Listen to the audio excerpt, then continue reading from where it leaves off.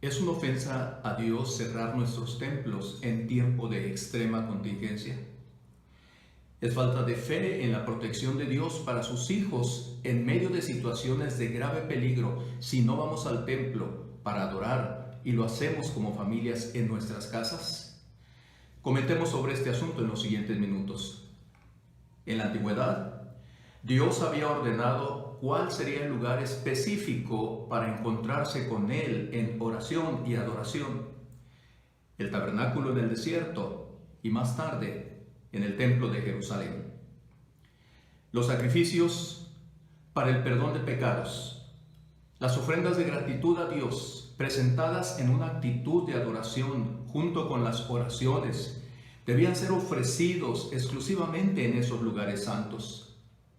En el Nuevo Testamento, cuando Jesús azotó y expulsó a los mercaderes que profanaban el templo, sí, lo estaba defendiendo como un lugar de oración y adoración, pero no como el único.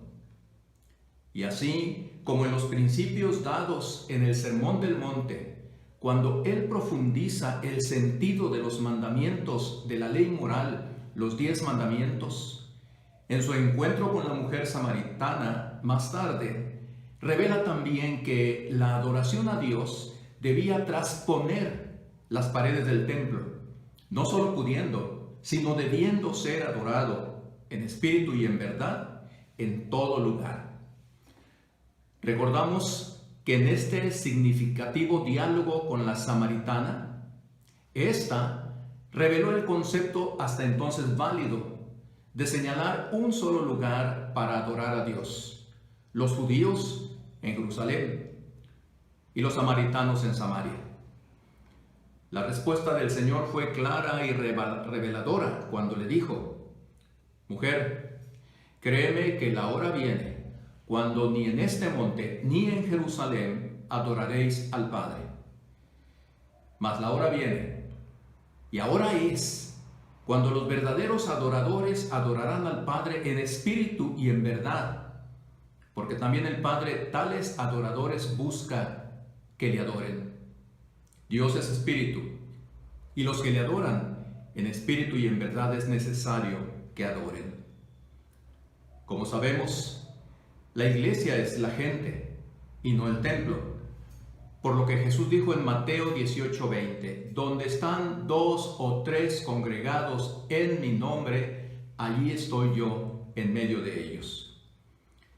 Y nosotros interpretamos esta declaración que significa que el Señor está con sus discípulos en todo lugar, sí, en el templo, pero también en el campo, en la calle y por sobre todo en las casas.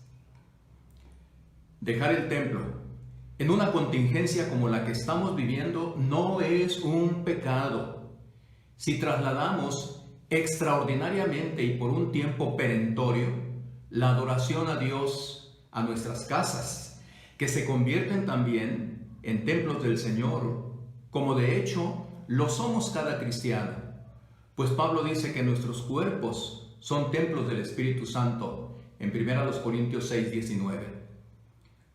Recordemos el gran número de veces que el propio Pablo en sus cartas, al enviar saludos y bendiciones personales, hace referencia a la iglesia que está en tu casa.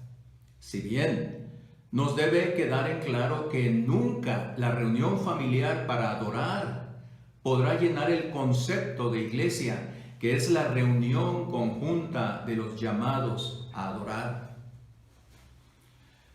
Por otro lado, lo positivo de esta medida es que a los jefes de familia, a los padres cristianos, se nos da la gran oportunidad y bendición de ejercer nuestro deber como líderes espirituales de la familia, para dirigirlas en la adoración, cimentar más su fe cristiana, principalmente la de nuestros hijos, y además acercarnos unos con otros.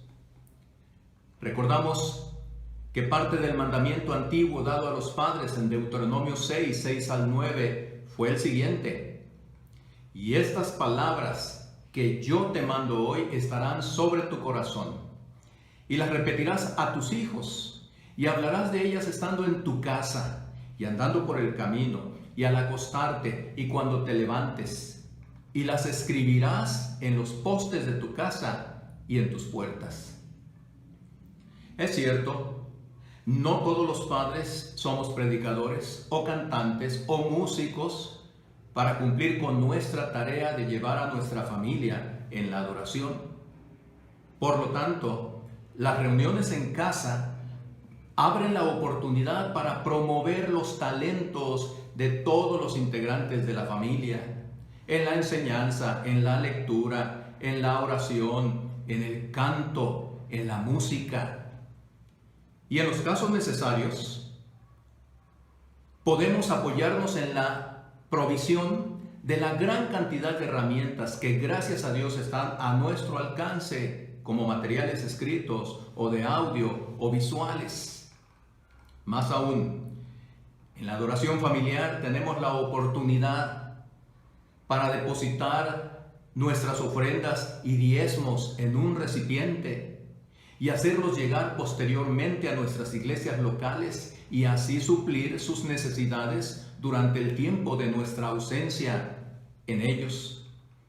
Por otro lado, la práctica de la devoción familiar tan abandonada resurgirá extraordinariamente, quizás como nunca antes.